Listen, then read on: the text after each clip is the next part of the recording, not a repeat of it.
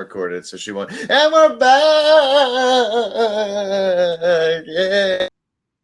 More jiggly than I was when I left because I ate like an asshole on vacation. We grilled all the time. I had like fucking steak. We did fondue. Yeah. What? Never had. How am I? It's eat before you go, because if you go hungry, you're gonna be like, "Will you just fry?" And then you finally get the steak, and it's like a sliver, and you're like, "Oh, I almost tasted that one. Guys, this is fondue talk. More like fondant."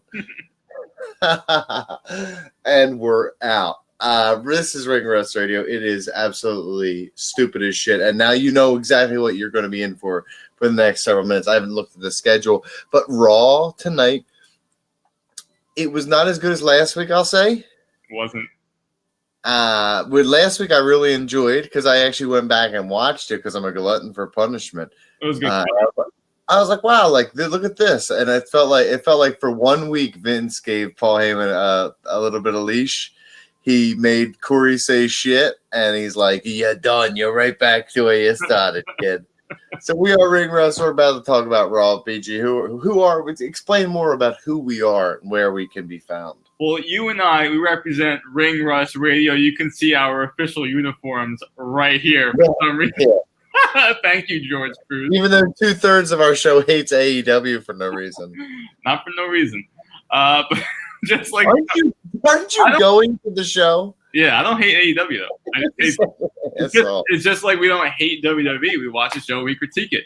And that's what we're going to do right here, because you and I, again, we represent Ring Rust Radio. We are a long-form, very long-form podcast. Mm-hmm. We go live every Wednesday. We talk WWE, NXT, NXT UK, Impact Wrestling, AEW, New Japan Pro Wrestling. Donnie, we're doing all that this week, this Wednesday. We got things to review, things to preview, and, of course, it starts tonight with our review of Raw. Let's get to the main talking points. The main talking point I have here, Donnie, is Bayley defending the SmackDown Women's Championship against Alexa Bliss and Nikki Cross, because Nikki Cross won the Beat the Clock challenge against Dana Brooke. So, therefore, at Extreme Rules, 2-on-1 handicap, Nikki Cross then tells Bayley, you got to get yourself a friend. And we know who Bayley's friend is, right? So this is happening on Sunday. Sasha Banks is coming back. I mean, I would assume probably this is where that's leading. Right? So it has to be. I mean... And you're not going to the show? No. Not for the prices of the tickets. I didn't get in that when it was super low. And honestly, it never felt very low this time. So I mean, if I could find them for cheap, the problem is I'm going to Evolve on Saturday night. You're going? Yeah. Oh, yep. Yeah. I ordered tickets in the midst of Dirt Sheet Busters. Yes, of course. I forgot about that. It's me and wifey actually. Joe worked. Okay, cool. So I was like, America, you want to go? And she's like, where is that? I said the same place we saw Impact. She's like, hell, fucking yeah, because it's the arena. It's like such a fun place to go. Cool, man, that's awesome. That's gonna be a lot of fun. Yeah, so I do kind of 2 nights in a row though. I wouldn't do it.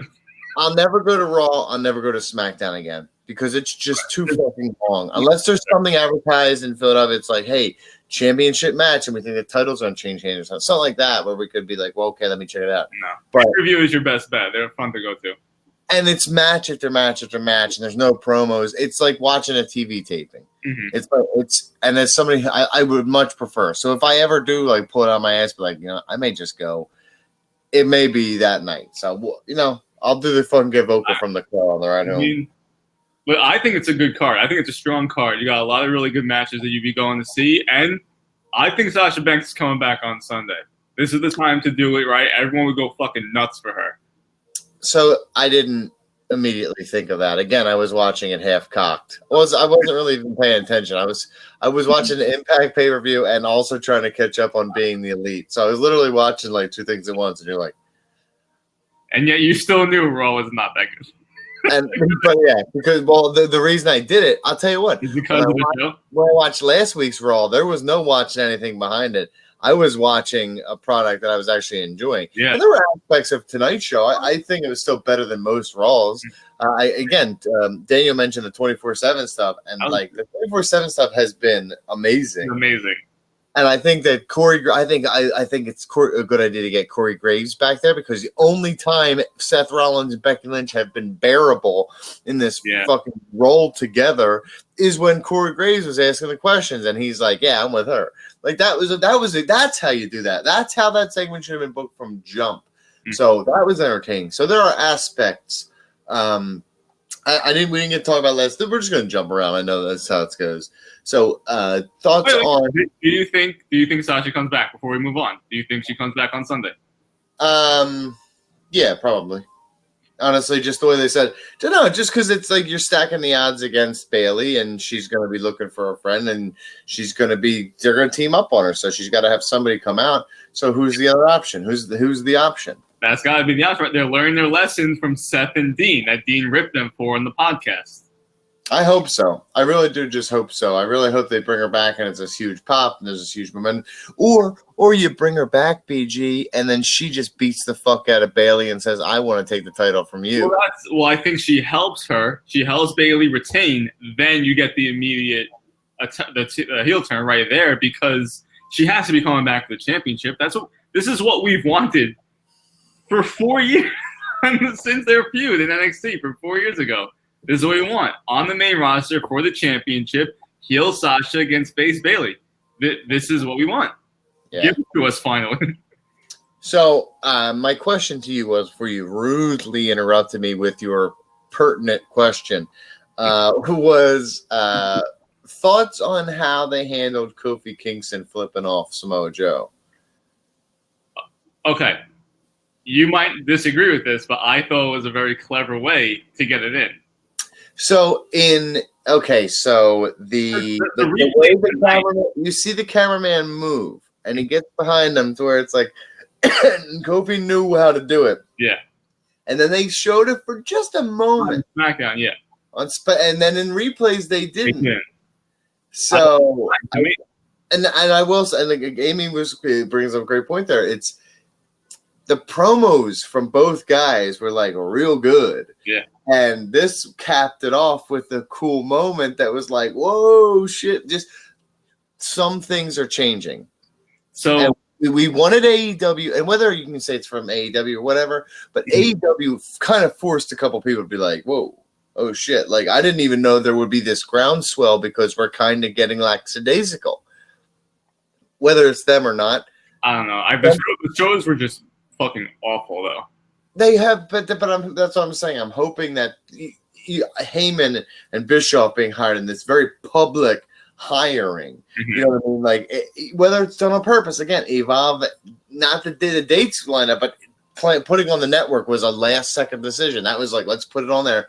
It relatively last minute. It wasn't planned to be on the network, because I saw an article that said as of 2 weeks before that announcement, it was not on the WWE Network schedule. That time was filled by some other show. So it updated in that relatively short time. So I don't know. But I like that. If this is, we always said we just want competition because it makes everybody better.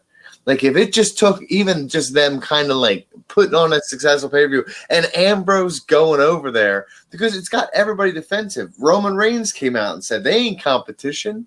This is forced. I feel like they're taking more educated risks, and I think that, I know this week seemed like a bit of a step back, but bringing Heyman in and like letting him do a little more risque stuff, letting Corey Graves say shit, which was something that we had not heard on commentary, and I don't know if we've ever heard that in WWE from the commentators.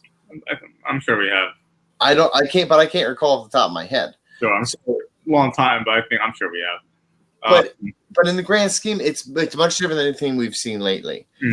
It seems like we're trying to do things that are more geared toward younger wrestling fans, male or female, where it was before it was male like 18 to 34. Now it's like male, female 18 to 34. So I think that's this is going to be good. I'm just saying, like, it's because all the stuff with Maria calling Mike a bitch and saying all that, like all that, like that's fucking a little bit edgier than where we've gone in the past, a little more adult than we've ever really tried. Very. About impregnating her for 2 weeks straight, like, and now potentially who's the father angle, like that is what that. When was the Hornswoggle and Vince McMahon thing of who was the Vince McMahon's child? That was like what, a decade ago at least. Oh, yeah, it's probably about a decade ago, I'd say. Right. So like, I don't think we've had like a like that type of storyline for since then that I can recall. So like, who's the father? Like, who's the father storyline is pretty. Because then you're saying that Maria was cheating on her husband. Like that's pretty wild, right? But that's good. But that's right, real that's life. Like real life is a little bit fucking. We need a little more live PD kind of stuff. We need a little more Jerry Springer back in our step, because it's more fun this way. I want to see that. I want to see a little bit more of this kind of stuff, and I really do enjoy that. So if we gear ourselves more that way. You don't have to lose the PG rating. You just do little things that just like it doesn't. Cursing doesn't make a product adult. Themes and stories make a product adult themed. So like when you talk about is he the father of my child, that is a bit more Jerry Springer kind of stuff right there, and that's okay. Is it playing on our like our some of our worst primal elements as human beings? Probably. I mean, we probably shouldn't, like, as an advanced civilization, like, get him, Jerry, get him. But we all still fucking do it. You know what I mean? Like, we would probably be like, yeah, I wouldn't laugh at that. And then we're like, flip his trailer. So we get excited for these things. So I'm excited for that general direction. Remember when Cedric Alexander was a guy? This is the main event of Raw. I thought it was Leo Rush when he first came out. That's racist. Fucking mask and jumpsuit on. How is it racist? Because he just looks shorter to me than Cedric Alexander.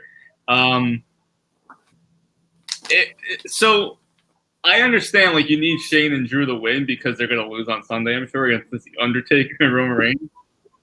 You just need Shane and Drew 24/7. I realize. That's the 24/7 title. I you don't even like Shane. Existed. It was I couldn't. I'm literally leaning on an arm backwards. I could not be more sarcastic. No, I couldn't pick that up. 24/7, he's on that fucking program. Every fucking. I watched Raw, SmackDown, and Raw today. Okay, so I watched literally 8 hours of WWE TV. Today. He was in 4 segments today that took up like 10 minutes. The man was on TV the last 2 weeks, at least an That's hour. on you for watching 2 weeks worth of shows. That's on WWE for booking one guy. That's what I'm talking about with the fucking brand split. This is what I'm talking about with the brand split. I keep bitching at you. The brand split needed to be a thing because fucking this stuff wouldn't happen. Even okay, you want to be all over it, but okay. Amy's yelling at us. AJ Styles is with the fucking club or whatever. Yes, it's fucking amazing. Yes, it's so fucking cool. Remember when they beat up John Cena? Mm-hmm. You remember that? I cannot believe WWE referenced it because it happened like longer than 3 months ago. Yeah, and they never do that. I really do wish. Here's the truth. I hope that they don't fuck this up because they could easily do so. They could easily just make this a fucking short-term thing because they're already making Gallows and Anderson continue to lose. I thought you'd be protecting the group now, be like, make them unstoppable. I think this is over at SummerSlam. To be honest. So you think they just come back for one more thing? I'm sorry. The feud with Ricochet, I think, is over at SummerSlam. I think the club are sticking around. Okay. So do you think that AJ wins the title? You know, they haven't announced like a Extreme Rules type of stipulation for this, so I think it kind of gets thrown out. Like Ricochet retains, but AJ is like just so aggressive with him that the match is thrown out, and that's how you kick the can down the road a little bit. Or the club interferes once like Ricochet is about. You told me it was over at SummerSlam. You just said it was over at SummerSlam. Yeah, but they have the match at Extreme Rules, so I'm trying to get to Extreme Rules first. I'm trying to get to SummerSlam first. Sorry. So that. Sorry, the Extreme Rules card is so stacked for Philadelphia that I assumed it was SummerSlam. No, this is not at Extreme Rules. But I don't think they announced the stipulations. That's why I think maybe the club gets involved. They, attack the ref or something when AJ's about to lose, something like that. And the club, they all beat up Ricochet again. Maybe you just do like a 6-man tag at maybe like the Usos come out and help the club or something, or the Street Profits come out. Why I do like the Street Profits being on fucking Raw. They got if you're gonna call them up, I don't understand it at all. They're fun. They're fucking fun. Why are they even here? Why are they just they're sitting there as hype men for the storylines that are happening? To me, that makes it's not like the past 2 weeks. Actually, I like. I don't mind that. I think that if you're WWE, you'd be foolish not to bring them up because they're a legitimate face tag team that will get reactions without pandering. Without having to just genuinely pander, they can do it as part of their shtick, but it's over with the crowd. I think that you're underestimating the worth of them. No, I'm not. I'm not underestimating the worth of them at all. They're fucking amazing. But how many people are we going to call from NXT and then for a week and then just do nothing with them? The War Raiders have been nothing for fucking 4 months. Listen, the War Raiders are very entertaining. AOP is fucking one of the best tag teams I've ever seen wrestle. You know what I mean? They were really great when they did it. AOP, really, yeah, they were. Some of the great. You could argue three of the best. You know, AOP is one of the top. I love AOP, teams? But one of the top tag teams of all time. When did you ever have that? Top 45. I'd say top 45. If you want to say that because of the grand scheme of wrestling, there's been 1,000 tag teams. I agree. Okay, cool. All right, we're on the same page. Can I go back to my fucking point now? I forget. I don't think you have a point. I think tag team wrestling is underappreciated. That's why I am a big AEW fan because they appreciate tag team wrestling, and I appreciate them for appreciating it. Okay, good. Anything else? Yeah. Brock Lesnar apparently is going to cash in Money in the Bank at Extreme Rules. Is Paul Heyman giving us a spoiler? Is he lying to us? He's a pathological liar. I love this promo. I love him pretty much just calling out the truth. He's just like, yeah, I've pretty much said spoilers without lying to you for 3 years, and I just said it again. So am I spoiling you on this fact, or have I built up enough credibility with you to now fucking pull the carpet right out from underneath you? And it's so good because you know what? He's right. He's fucking right. He said it, and now you're like, I'm 50-50. He's right. If you ask me right now, pick one, I would say probably not. Right, I agree. I don't think but he's just the master of getting me to believe things I shouldn't, as an adult ass man, believe. But that's the Paul Heyman that interview, right? Hey, if Mark Henry does a headlock for 52 straight weeks, you're gonna buy that headlock on the 53rd week, right? Because he just keeps doing it when you do it over and over. So when Paul Heyman comes out and over, what he says actually comes to fruition. When he says it, you have to either believe it or really doubt, is he fucking with us? Because he even says, could be fucking with you. And so that is, that's a Paul Heyman promo. That's what we love. But it's because of years of them going through with it. That's 5 years worth of them going through with, hey, what he says actually has to happen. Right? And so in the promo, when he says, I could be lying to you, when Brock Lesnar doesn't show up to cash in, he can say, I told you I was lying to you, right? Like, so he wins both ways. That's a great promo. That's a great way to go about this. That's what we wanted from Brock Lesnar with Money in the Bank. That's why it's been entertaining. And I'll say this. I think that is the master class in why it matters to build characters correctly. Because in just that moment, you explained to me that over the course of 5 years, him saying a series of promos and just being, it was him. It wasn't the writers. The writers aren't conscientious of these things.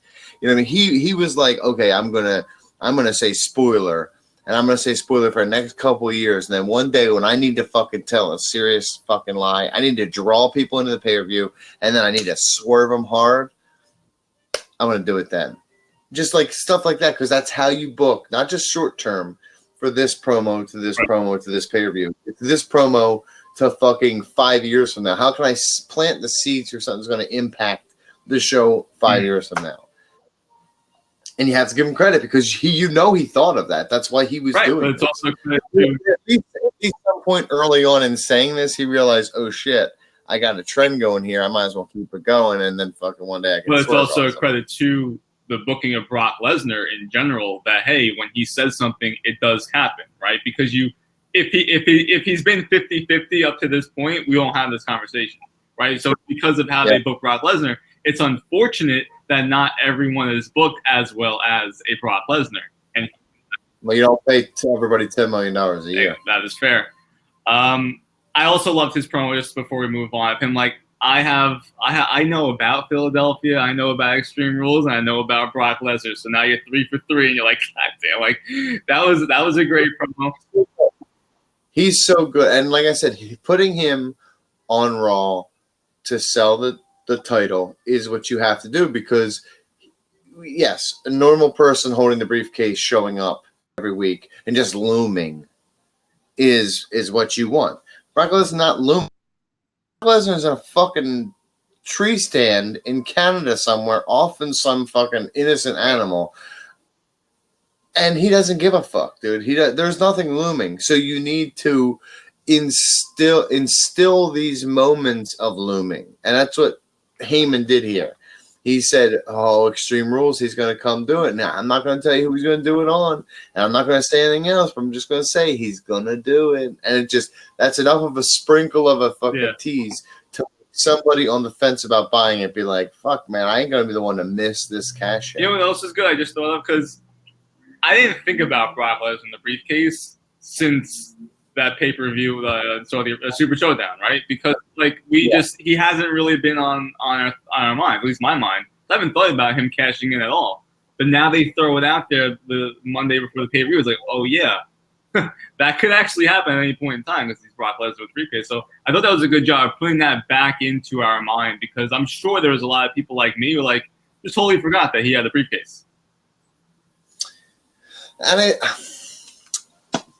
this is a difficult situation because we've never been in a situation where the Money in the Bank briefcase holder just doesn't show up half the time. So you could use it in two ways. You could use a guy like Paul Heyman, who's like, hey, I'm going to keep this in the forefront of your mind, and I'm going to let it loom over both champions, and it's going to be the storyline that we use. Or you just fucking never talk about it, and then he just comes back mysteriously after 3 months, and fucking cashes in, and you're like, holy fuck. Yeah, true. So I think that you chose your road by fucking having Heyman do it. So it's like the brand split thing. If you're going to fucking do it, do it. Do it 100% and do it right. Don't fucking start to now waffle and be like, maybe we shouldn't mention it anymore. I can see it not mentioning for a certain period of time and then having a subtle tease of it. But I don't know. I really just think they've mishandled Money in the Bank for fucking feels like 3 or 4 years. We haven't had a good Money in the Bank situation. When was the last time it built somebody? Well, I thought Carmelo was good. Yeah, but it never. It led to a title reign that was largely forgettable, and she's nowhere now. Well, she's probably one of the best feuds of the year. Rollins. The answer is Rollins. It is. You know it is. I can't think of a fucking better one. Well, that's because the men's side, they had people cash in and not win, right? So they weren't memorable at all. The women was a favorite thing. John Cena wasn't memorable to you? We remember it, but it was not memorable. Holy shit. What else do we have to talk about? I do have one big complaint about this show. Oh, my God. That's Rey Mysterio, who is one of the greatest of all time. Like a J-Bro Jobber guy? Yeah, just coming back after 6 weeks of injury. Dave Justin, George Justin, and Rey Mysterio Justin? The jobbers? I thought that was absolutely pitiful, whoever booked that segment. Why wasn't he the surprise guy to help Roman Reigns? How awesome would that have been? Instead of going out there and just getting his ass beat by Lashley? Hold on. So what's the reveal at the end of that match? He pulls the mask off, and it's another mask.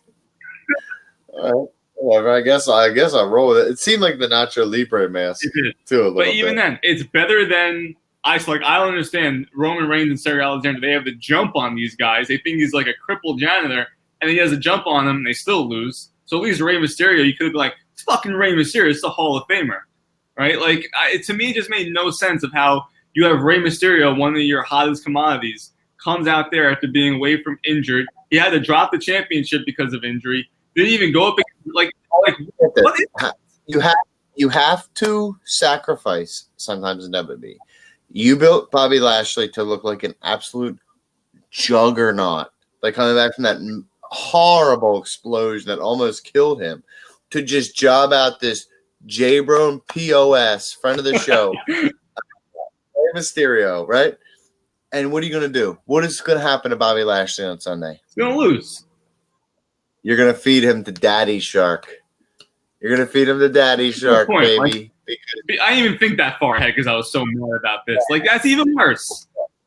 You're jobbing out Ray to Bobby Lashley, who's eventually just going to job out to Braun. So you're just feeding bigger and bigger sharks. The thing I was thinking of in the moment was like, Ray helps Braun Strowman and they become a tag team. Like,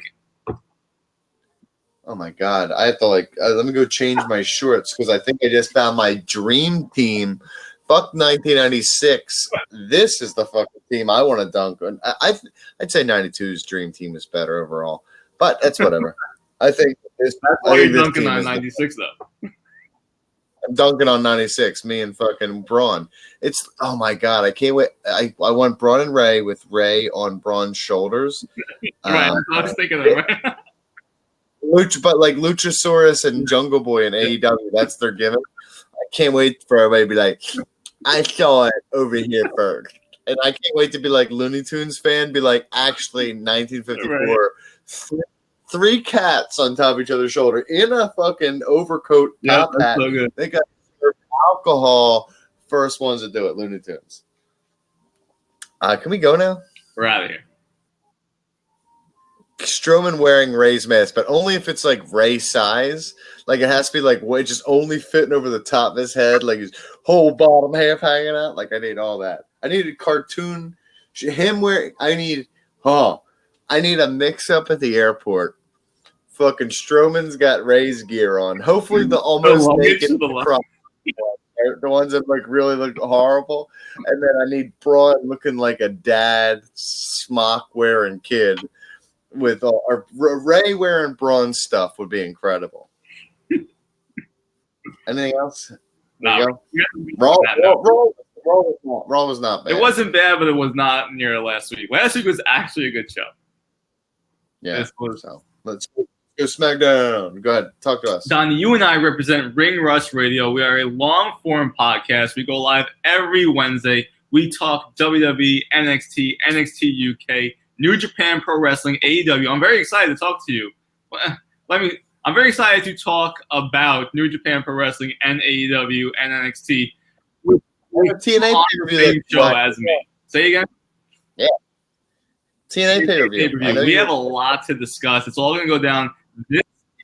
We picked a fucking terrible week to leave because apparently like all the good shit's happened. Sting, I came back. Somebody's like, "Yo, Sting coming back." I was like, "What the fuck did I?" Because I my phone was the modem for the house, so I just left it by the door, and I was like, "I don't need it for this fucking week." So I probably looked at like once a day, legit once a day.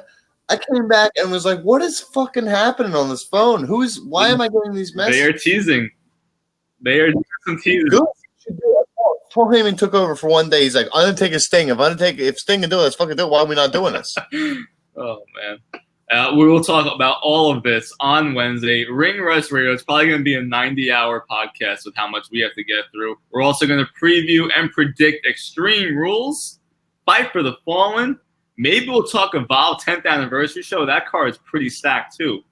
I'm gonna say this. I'm gonna give you a little preview of Wednesday. I'll tell you, I may be at Evolve, but I'll be streaming Fight for the Fallen. Someone will. for life. I mean, yeah, his name is Tom Wood, and he just told you what he's going to do. So there you go.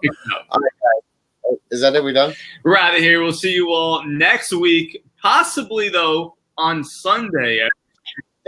Okay, it will be Sunday unless I magically get cheap-ass tickets, and then I'm going, and then we'll do Monday.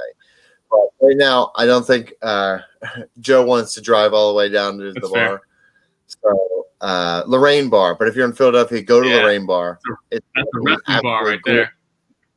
The area used to be a little bit rough when I first started going. I don't say anything, but it's gorgeous now. It's fucking like it's like an uptown fucking area. Like they fixed up the giant Lorraine Hotel right there. It's gorgeous section of Philadelphia. I love going there. I don't have a ride. Without Joe, I don't have a ride. I'm not taking the red wagon minivan, the sex machine into the city. I get all the looks, man. The hair down, the fucking windows down, the sliding doors sliding back and forth with the children. All right, I'm out of here. God bless America. We'll see you back here next Sunday. week. I will see you back here Sunday. Probably unless, I leave it.